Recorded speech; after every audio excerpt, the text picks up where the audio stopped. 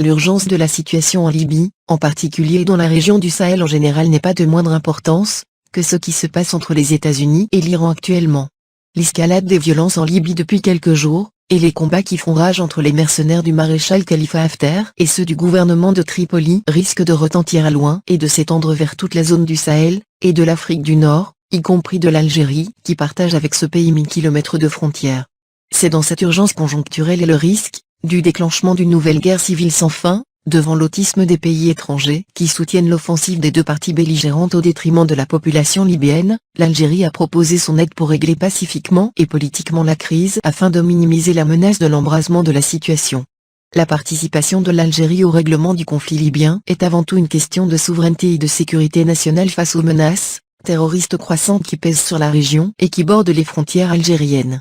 Face à cette sensibilité et à l'entêtement de certains pays à préserver leurs intérêts dans la région à n'importe quel prix, quitte à aggraver la crise et faire perpétuer la guerre en Libye, l'Algérie émet son veto à cette stratégie bipolaire qui ne sert que les intérêts des alliés des deux parties. Les mêmes pays qui ont ordonné et participé à l'attaque de la Libye en 2011 et au renversement du régime à l'époque, laissant la population livrée à elle-même et provoquant un exode des réfugiés sans précédent. Un scénario que craint l'Algérie et qu'elle souhaite régler exclusivement avant d'aller au Conseil de sécurité, qui depuis 2011 a échoué à résoudre le conflit si ce n'est de l'aggraver. Le conflit aujourd'hui patend vers d'autres zones et sème le chaos que cautionnent les pays étrangers qui arment les milices de Haftar dans l'Égypte, la Russie et les Émirats qui tentent de garder la main sur leurs intérêts économiques dans la région, notamment à Benghazi et à Tripoli, raison de leur offensive contre le gouvernement libyen reconnu par l'ONU et décrié par ses antagonistes. Aucun traité de paix ni trêve militaire n'ont été respectés par les deux parties. Après quelques mois de calme, mis à part quelques incidents, les combats reprennent entre les deux parties rivales,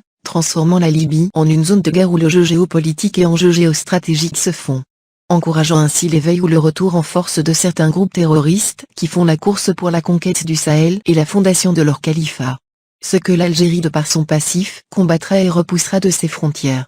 Dès le début de son initiative de dialogue entre les deux alliés turcs et libyens, l'Algérie regagne en considération et bénéficie du soutien de plusieurs pays qui s'opposent à une guerre dans la région et surtout au déploiement militaire turc dans le pays. La Turquie a saisi sa chance dès que le gouvernement libyen l'a sollicité pour s'imposer légitimement sur le sol libyen et profiter de son instabilité pour animer les accords maritimes annulés par l'ONU précédemment.